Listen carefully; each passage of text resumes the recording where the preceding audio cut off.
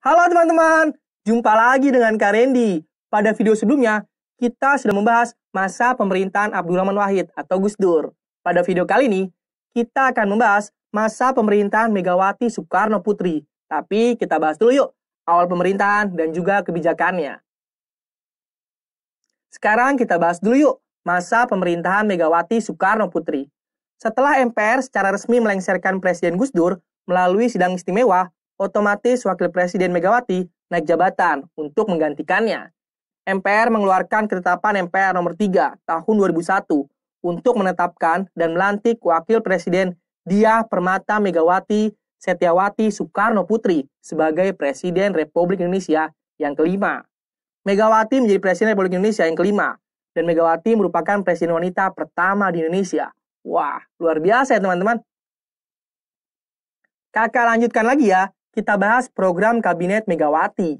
Kabinet Megawati diberi nama Kabinet Gotong Royong di bawah duet kepemimpinan Presiden Megawati dengan wakilnya, Hamzahas. Mereka memulai Kabinet Gotong Royong pada 9 Agustus 2001. Program kerja utama Kabinet Gotong Royong yang pertama, mempertahankan persatuan NKRI, lalu meningkatkan penghormatan pada hak asasi manusia, normalisasi kehidupan ekonomi, melaksanakan penegakan hukum secara konsisten, melaksanakan politik luar negeri bebas aktif, dan yang terakhir, mempersiapkan pemilu 2004 yang aman, tertib, rahasia, dan langsung. Lalu seperti apa ya kebijakan-kebijakan pemerintahan Megawati? Kita bahas dulu yuk kebijakan pemerintahan Megawati. Yang pertama dalam bidang ekonomi.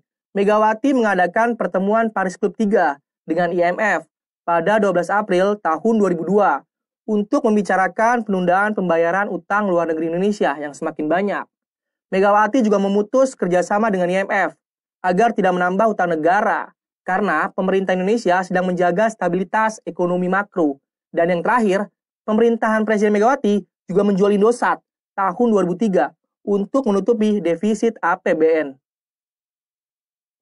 Kita lanjut lagi yuk, kita bahas kebijakan pemerintahan Megawati. Kali ini kakak akan bahas dalam bidang hukum. Presiden Megawati mendirikan Mahkamah Konstitusi pada 15 Agustus tahun 2003. Dan dalam upaya memberantas korupsi, Presiden Megawati juga mendirikan Komisi Pemberantasan Korupsi atau KPK yang sampai sekarang masih berjalan ya teman-teman. Lalu Presiden Megawati juga melakukan setiap usaha untuk menjaga NKRI.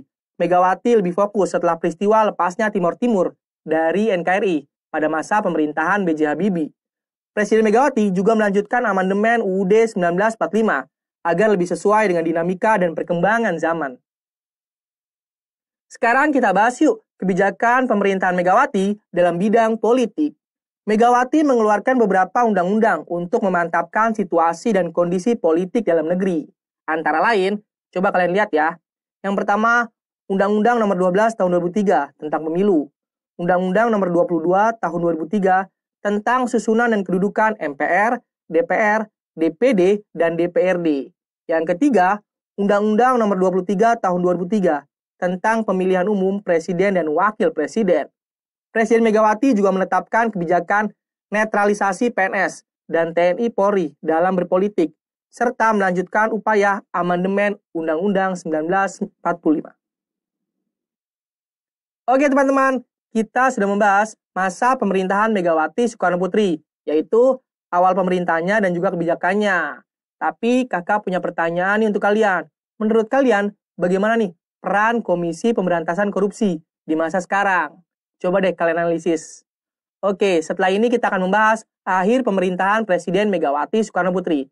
Seperti apa ya? Kakak tunggu kalian di video selanjutnya. Sampai jumpa!